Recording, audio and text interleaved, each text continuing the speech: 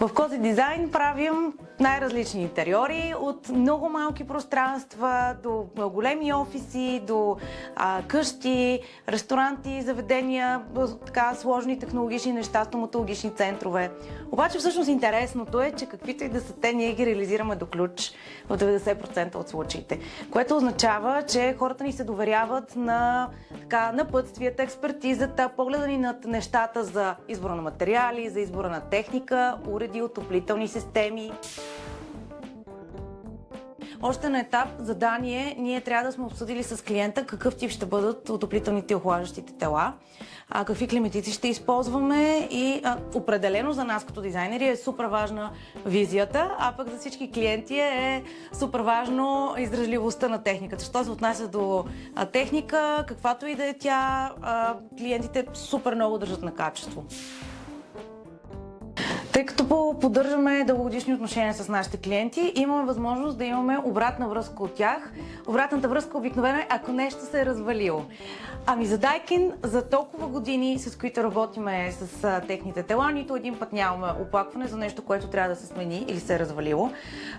Съответно, безапелационно качество и нашия опит показва, че когато сме предложили Daikin на нашите клиенти, никой не е казал искам нещо по-качествено. Защото хората просто знаят, че няма да има пробойни, няма да има нещо, което да се развали в дългосрочен план при Daikin, от към техническа гледна точка.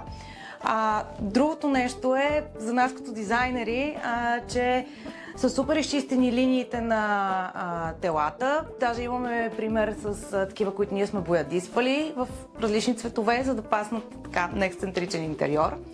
Общо взето са красиви, да нас това ни харесва. Другото нещо е, че реално марката на българския пазар е позната и не ни се налага много да убеждаваме хората, като искат нещо добро и определено, ако искат климатик, който е и за затопляне, не само за охлаждане. Безапелационно хората си знаят, че трябва да си вземат Daikin. Разговор се случва лесно. Определено българските потребители, що се отнася за техника и избор на климатици, първата им грижа е устойчивост, здравина и качество, не е дизайн. Така че нас много ни радва, че в Daikin можем да намерим това, което искат хората, а това, което ние като дизайнери искаме е да имаме красива визия и всъщност и двете неща ги имаме при Daikin. Вече 7 или 8 година работиме с една пловдивска фирма, дори за обектите си в София. Защото когато имате дизайнерски проект, ние не избираме най-лесния за монтажника тръбен път.